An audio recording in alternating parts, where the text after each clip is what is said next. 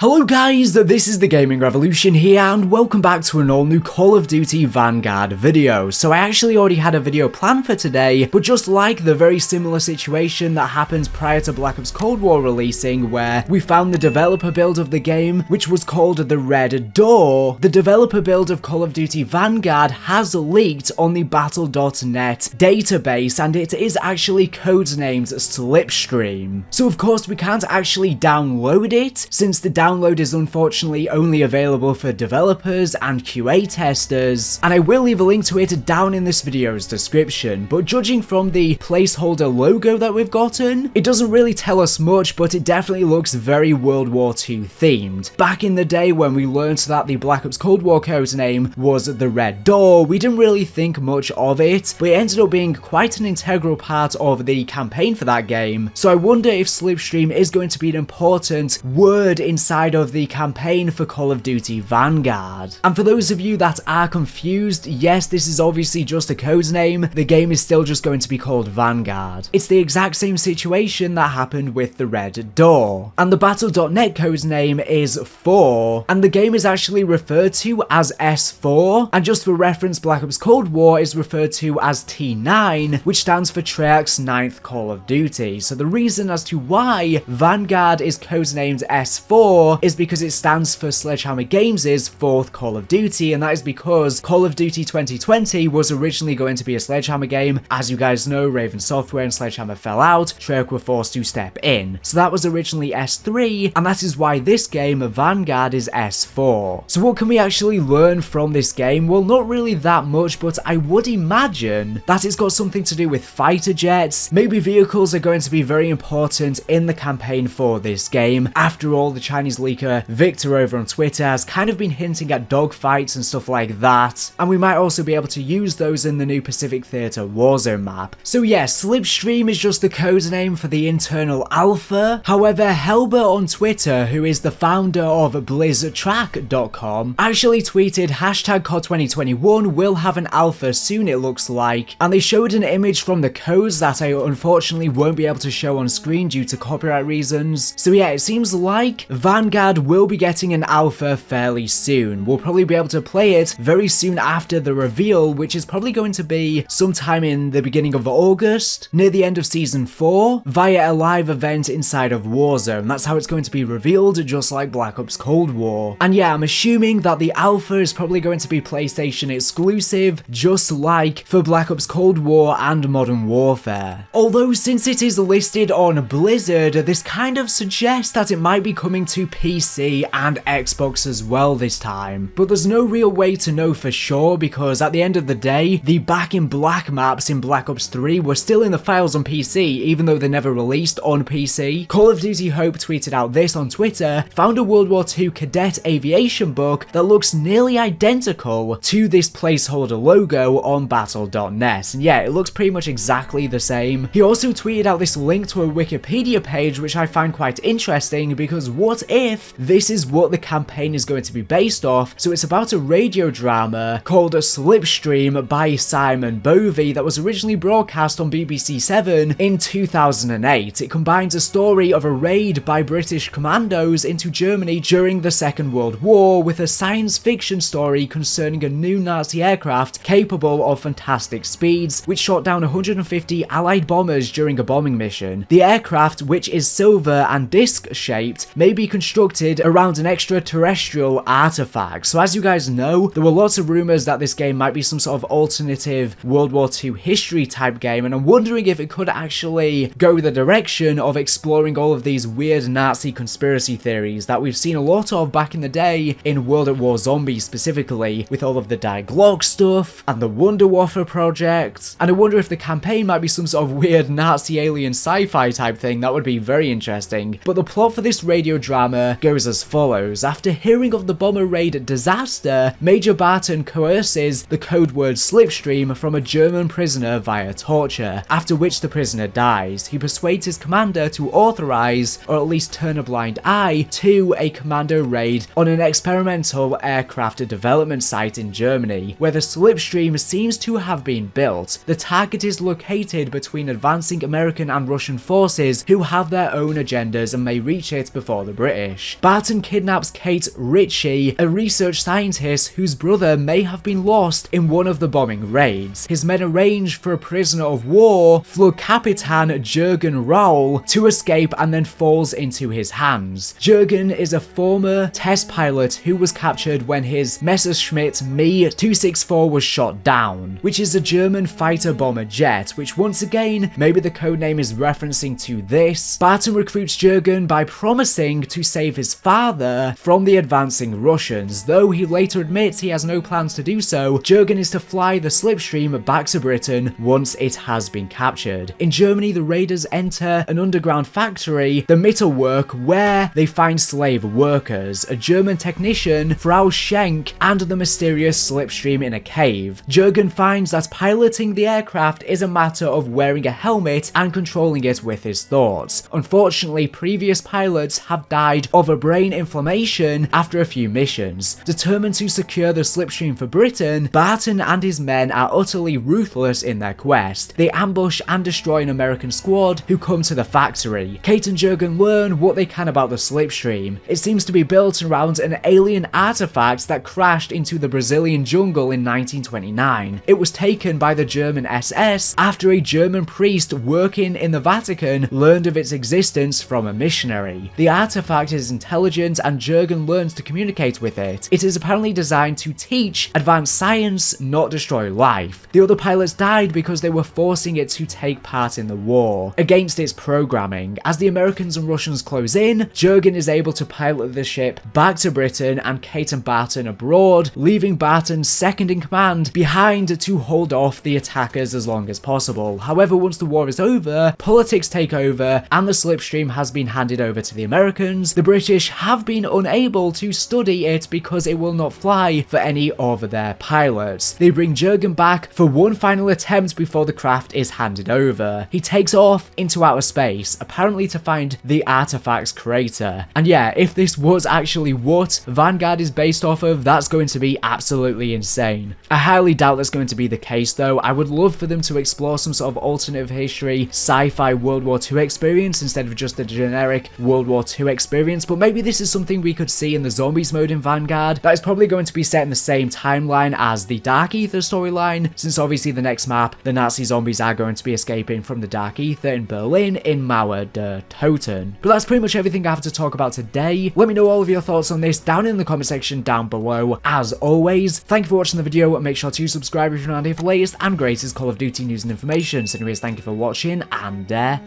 bye.